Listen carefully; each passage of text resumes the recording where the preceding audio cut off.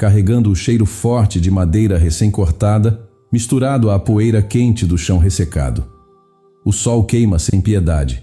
No horizonte não há mar, não há rio, apenas terra seca e um silêncio que de vez em quando é quebrado pelo som metálico de uma machadinha golpeando um tronco. E logo depois, o som seco de um martelo contra a madeira ecoa entre as colinas. Lá está ele, um homem que não parece se encaixar no mundo à sua volta. A barba longa já começa a se misturar com fios brancos. As mãos, calejadas, carregam marcas de décadas de trabalho. Noé não é só um construtor. Ele é um homem com um chamado que ninguém entende. Desde o dia em que ouviu aquela voz, a vida dele mudou. Faze para ti uma arca de madeira de gofé, calafeta-a por dentro e por fora com betume. Essas palavras não saíam da mente dele.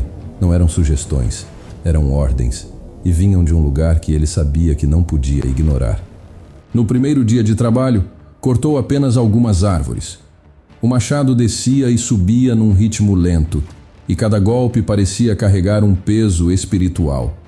A madeira caía com estrondo, e o cheiro fresco da seiva invadia o ar. O tronco, pesado, precisava ser arrastado com cordas, improvisadas a partir de fibras vegetais. Ele e seus filhos faziam força, sentindo os músculos arderem, enquanto arrastavam aquelas toras por metros e metros sobre o solo irregular. Os vizinhos olhavam de longe. Alguns riam, outros apenas balançavam a cabeça. Noé, o que você vai fazer com tanta madeira? E ele respondia com voz firme: estou construindo uma arca. A chuva virá. Chuva? A palavra soava estranha para eles. Ninguém ali tinha visto chuva cair do céu.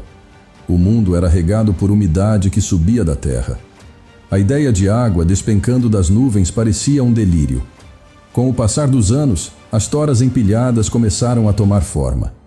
Não era uma casa, não era um celeiro, era algo muito maior. Os boatos começaram a circular.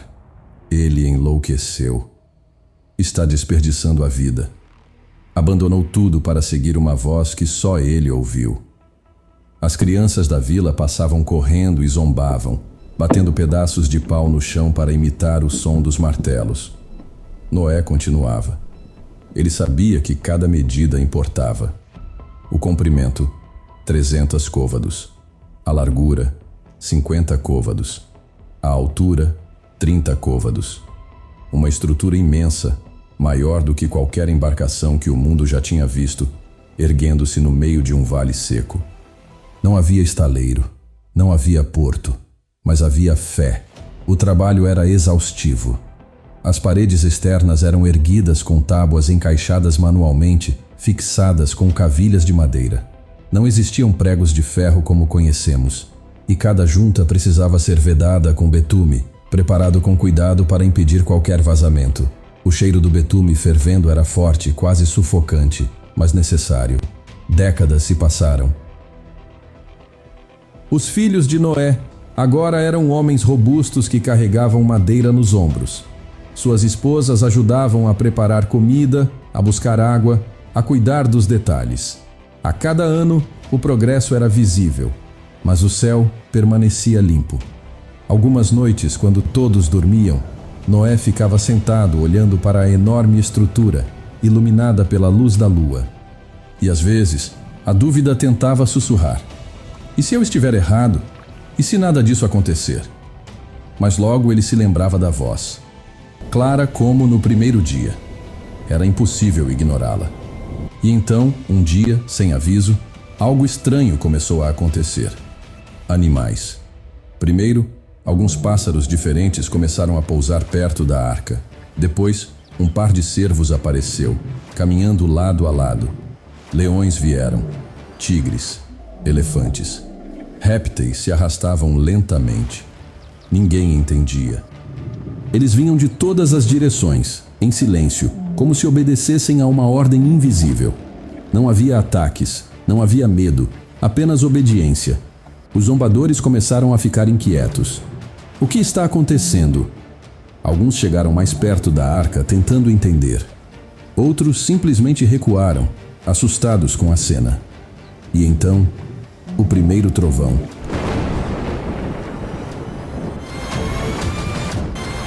Baixo, distante. Um som que fez as crianças se calarem e os homens se entreolharem. Outra trovoada, mais próxima.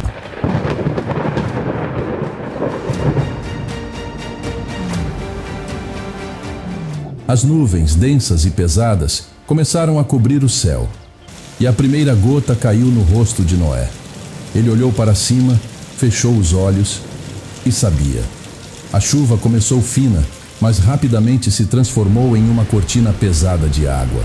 O chão, que antes era seco e duro, começou a se encharcar. Poças se formavam, rios surgiam onde antes havia poeira. Fontes subterrâneas irromperam. O barulho da água aumentava a cada segundo. Noé e sua família entraram na arca. Os animais já estavam lá dentro, acomodados nos compartimentos preparados com antecedência.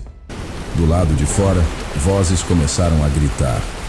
Pessoas batiam na porta, implorando para entrar. Noé, abra, nos deixe entrar. Mas era tarde. Deus havia fechado a porta. A águia.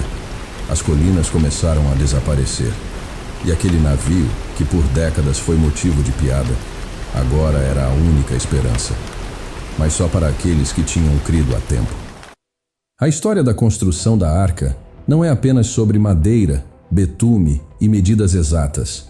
É sobre perseverança, sobre obedecer mesmo quando ninguém acredita, sobre continuar martelando quando não há nuvens no céu. É sobre permitir que Deus construa algo dentro de você enquanto você constrói algo para Ele.